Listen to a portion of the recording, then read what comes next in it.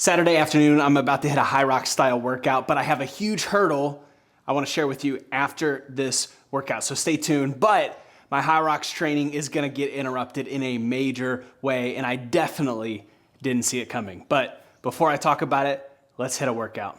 I just started round 3 of this workout. It's crushing me.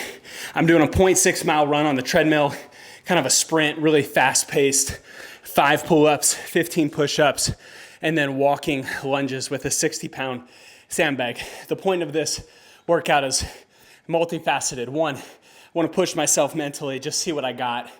2, I need to be running on heavy, tired legs. So 60-pound sandbag is more than what you do in a high rocks event. I'm trying to exhaust my legs. That way, every time I get on this treadmill, my legs feel like 100 pounds each, right? The goal is to start working through that mentally and physically. So great workout. Almost done with, or I just started round 3. I'm doing a total of 4 rounds. Let's get some pull-ups.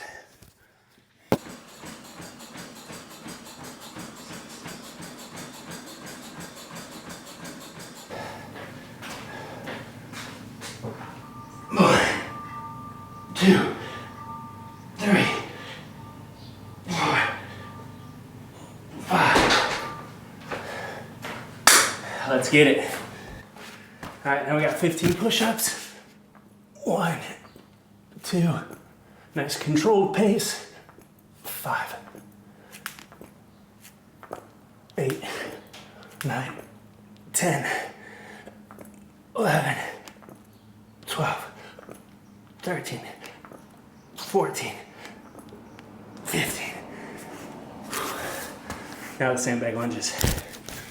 I believe in the competition you use a 44-pound sandbag. This is 60. It's a Go Rock brand, but I'm just going from my driveway down to the neighbors and back. Really trying not to pause. Just continuous work.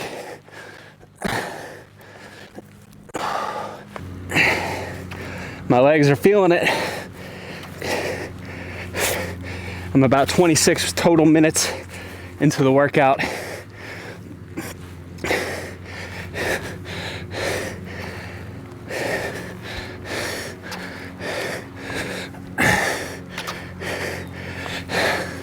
All right, that's round 3 completed. 26 minutes, 50 seconds. I'm really trying not to break. Maybe walking between each station, talking to the camera, but for the most part, it's just go, go, go. All right, workout is complete. It took a total of 36 minutes for me to get through 4 rounds of that. I burned a total of 543 calories. Of that 36 minutes, 20 of it was on the treadmill. The other 16 was pull-ups, push-ups, and the sandbag lunges. I didn't stop my watch at all when I was recording or changing my camera.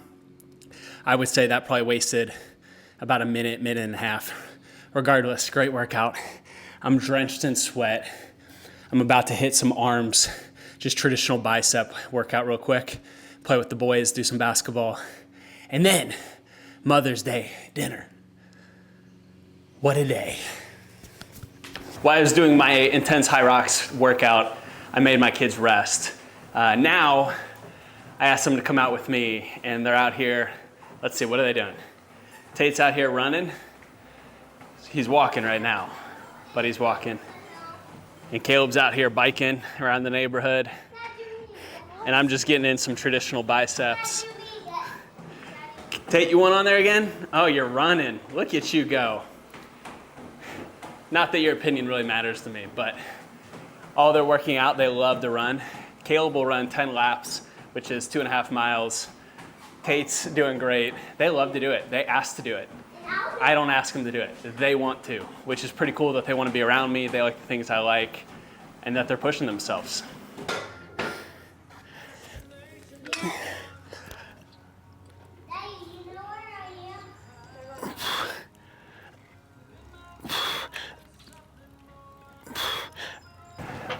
It is Wednesday, and I'm finally sitting down to talk about my hand and what's going on. I genuinely meant to talk about it right after my workout, but between the family, the businesses, and honestly, I don't love recording content right now.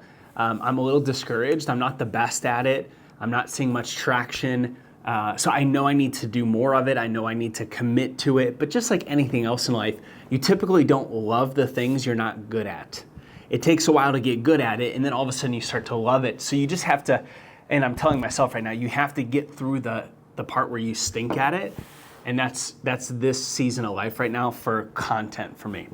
Regardless, we're here to talk about my hand and the little disruption that's going on. So it all started a couple years ago, right after my 2 ostomy surgeries. I noticed, and this is my left hand, I noticed my 2 fingers here on the side, they started to claw a little bit. Like I can't straighten them all the way, and what have you. And then over the past couple months, I've noticed a lot of muscle loss in my hand. It's pretty bad, especially maybe not on the camera, but lots of muscle loss. And then the straw that broke the camel's back was my index finger starts to get tingly and numb. And so I was like, all right, I need to go to the doctor, see what's going on. And it was inconclusive. He referred me to a hand ortho specialist. I had an EMG done, which is where they send a bunch of electricity down your arm, trying to figure out like what's going on, where there might be issues. They put needles into your muscles the needle has like a microphone on it, they said, and they were listening to my muscles, trying to identify the nerve or what could be going on. So when I saw the hand ortho probably about 3 months ago, this was the first time I saw him. This is unfolded pretty quickly. He said I have my ulnar nerve is pinched somewhere. And the EMG shows that it's not in my elbow, which is the most common place, and honestly where you want it to be pinched. He said, so most likely it's in my wrist, which it gets a little bit trickier. I had an MRI done. They couldn't find any sort of cyst or any sort of tumor or any sort of object there. So I was like, so now what do we do? And he's like, well, we're having surgery, and the surgery is tomorrow.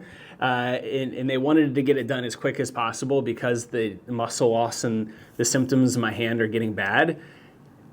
He was very upfront that there's a really high chance that the muscle is atrophied completely and dead, and there's no getting it back.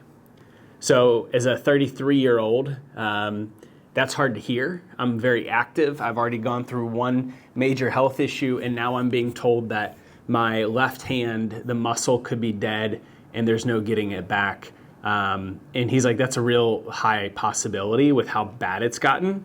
So the hope and the prayer is that we're going to be able to get the muscle back. But even if we don't get it back, we want to stop it from deteriorating more. So tomorrow, the surgery has 3 parts. Let me try to give you this as best as possible. Part 1, they're going to go in right here at the wrist. There's a little spot, he said, that sometimes the nerve slips underneath. They are going to unpinch the nerve there. That's step 1. During that step, he's going to do something with my hand while I'm knocked out to see if there's any sort of muscle connection left. If there is, that's a good sign. That means maybe we can rebuild the muscle. If there is, he's going to go to number 2, which he's going to go right here down to my forearm. He said there's a nerve here that doesn't get much use. He's going to short circuit it and reconnect it over to give this more stimulus. He said, think of it like an outlet. We need the nerve stimulates the muscle and keeps the muscle active and growing. If there's no nerve, then there's nothing stimulating the muscle to keep it growing. So we need to get as much juices going to through the nerve to the muscle to hopefully stimulate it. So short circuiting this nerve here is just going to give us more wattage, so to speak. Hopefully we get step number 2 done. That's the optional one, depending on the results of 1. Number 3 is happening no matter what. They're going to go into my elbow and make sure that we clear things up. There's no pinching there. He's like, there's no pinching, but I'm just going to make sure nothing's touching it. We give everything direct flow. I'm speaking in layman's terms here. Obviously, there's more scientific stuff going on. But Number 1 and number 3 are happening no matter what. The stuff in my forearm, we're praying happens because that means maybe there's still hope for my muscle. What does this mean on the other side of this? It means that for 3 weeks, I will have a brace on and I cannot move my arm. I'll be able to barely use my fingertips, but I have to keep my wrist stiff. So for 3 weeks, I'm gonna be basically one-handed, which I'll talk about here in a moment. And then after that, this is the fun part, it's gonna take about 6 to 12 months to see if I get any muscle growth back, how much. So it's a waiting game. There's no instant results.